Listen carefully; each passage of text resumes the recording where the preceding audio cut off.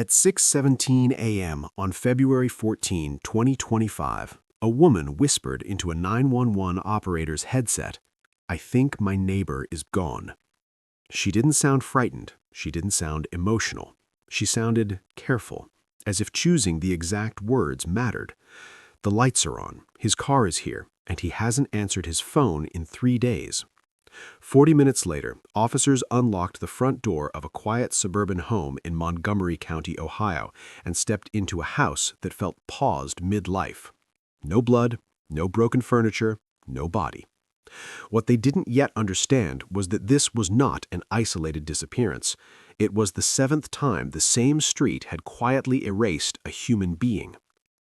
Hawthorne Lane is the kind of place people move to in order to disappear socially without actually vanishing. 2 neat rows of houses, trimmed lawns, American flags fading slightly in the sun. Doorbell cameras blink at passersby. Children ride bikes in summer. The street has no reputation, no headlines, and for more than a decade, that anonymity worked perfectly. Mark Henderson was 41 years old and invisible in the way many modern adults are. He worked remotely as a systems administrator, rarely left the neighborhood, ordered groceries online, paid his bills automatically. He had no known enemies, no debts, no criminal history. On February 10, 2025, a neighbor's Ring camera recorded him arriving home at 7:42 p.m., grocery bags in both hands. He unlocked the door, stepped inside, and was never seen again. When officers entered his house on February 14, everything suggested interruption, not departure. His laptop was open on the kitchen table, logged into a work terminal. His phone lay beside it, fully charged. A clean frying pan rested on the stove as if dinner had been planned but abandoned. The door was locked from the inside. Windows were intact. There were no signs of a struggle. Mark Henderson hadn't run away. He hadn't been taken violently. He had simply ceased to exist. One patrol officer noted the basement in his report. It was unusually clean, not staged, not renovated, just empty and scrubbed. Bare concrete, no storage, no dust. The comment went unnoticed. Adult missing person cases rarely receive sustained attention, especially when there is no immediate sign of foul play. Detective Sarah Miller received the case a week later.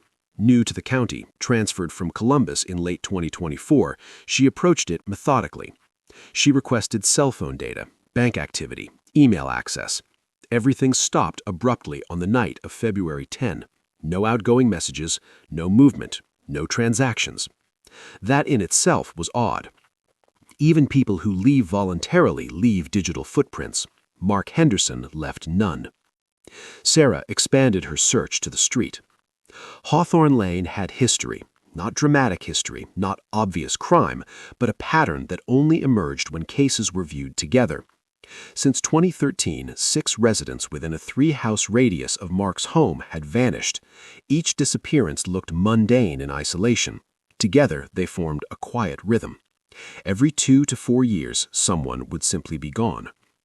The victims shared no demographic profile, men and women, young and old, married and single. What they shared was proximity and one recurring presence. Daniel Rose lived at 117 Hawthorne Lane. Rose moved into the neighborhood in 2009. He was 58 in 2025, a real estate consultant who worked largely on commission. He never married. He had no children, no arrests, no restraining orders, no obvious red flags. Neighbors described him as helpful, reserved, dependable, the kind of man you trusted with your spare key. Sarah reviewed archived photos from neighborhood events, block parties, 4th of July barbecues, birthday gatherings. Daniel Rose appeared again and again, often standing close to people who would later disappear, always smiling, always present, until suddenly those people were not. Her first interaction with Rose was informal. She knocked on his door on February 26th. He answered immediately. "Yes, I knew Mark. Quiet guy, kept to himself. Sad situation."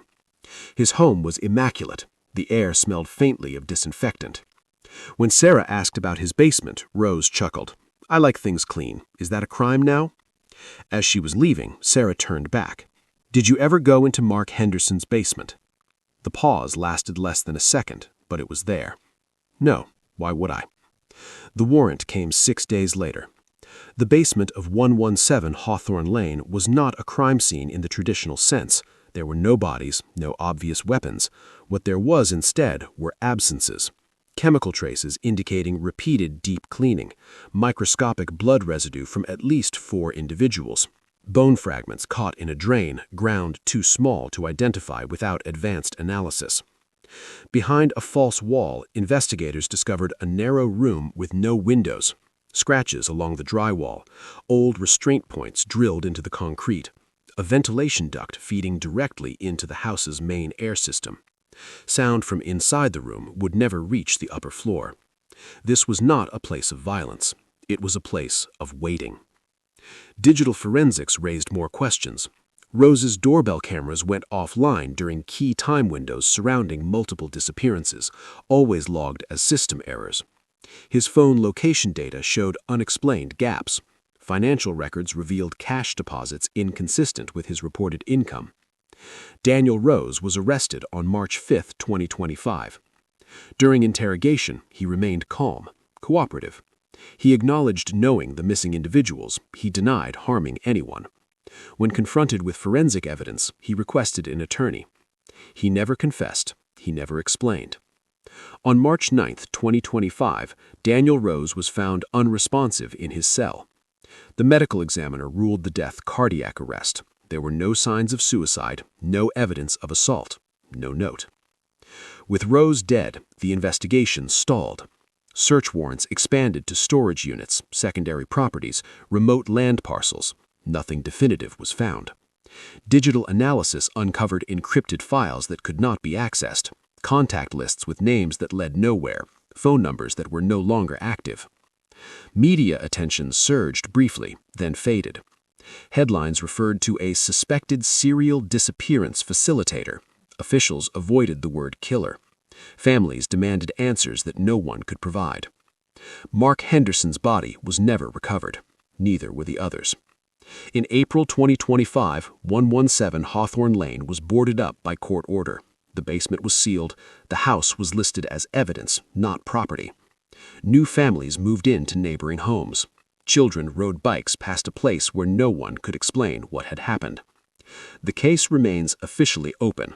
Privately, detectives continue to ask the same question. If Daniel Rose was only responsible for making people disappear, who decided where they went? And how many times did it happen before someone finally noticed?